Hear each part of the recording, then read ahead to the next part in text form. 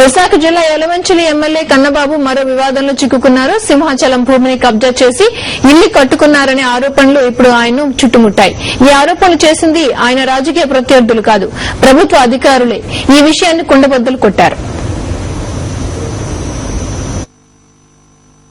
MLA కన్నబాబుపై survey శాఖ ఓ నిప్పులాంటి నిజాన్ని బయటపెట్టింది. సీతమ్మధార సమీపంలో శ్రీనివాస కోఆపరేటివ్ సొసైటీ ప్లాట్ల కేటాయింపులో అక్రమాలు జరిగాయని తేల్చింది. సింహాచల దేవస్థానం భూమిని కబ్జా చేసి ఇంటి నిర్మాణం చేపట్టారని తేలడంతో కన్నబాబు గారి బాగోతం బహిర్గతమైంది. దీంతో ఎమ్మెల్యే అక్రమాలపై పూర్తిస్థాయి విచారణ చేయాలని వైఎస్సార్ కాంగ్రెస్ పార్టీ నేతలు డిమాండ్ చేస్తున్నారు.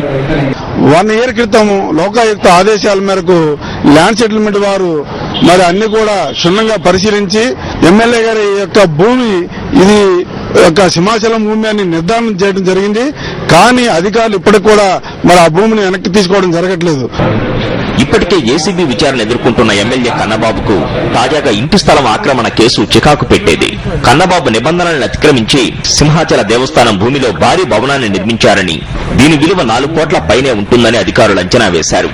ఏడాదిన్నర క్రితమే దర్యాప్తుకు లోకాయుక్త ఆదేశించినా పట్టించుకోని ప్రభుత్వం ఎట్టకేలకు ఆయనపై విచారణ చేపట్టి నిజం నిగ్గు తేల్చాలని వైఎస్సార్ కాంగ్రెస్ పార్టీ డిమాండ్ చేస్తోంది. ఇంతకీ ఎమ్మెల్యే ఇంటి నిర్మాణానికి జీవీఎంసీ ఎలా అనుమతిచ్చిందనే విషయం ఇప్పుడు తేలాల్సి ఉంది. తప్పు చేయడం తప్పని ప్రశ్నిస్తే రాజకీయ విమర్శలని కొట్టిపారేసే ఎమ్మెల్యే కన్నబాబు పరిస్థితి కుడితలో పడ్డ ఎలక చందంగా మారింది. అధికారపక్ష ఎమ్మెల్యే కనుక ఏదైనా చేసేచ్చున్నది కన్నబాబు స్టైల్. లోకాయుక్త ఆదేశాలతో కన్నబాబు అసలు బండారం బయటపడనుంది.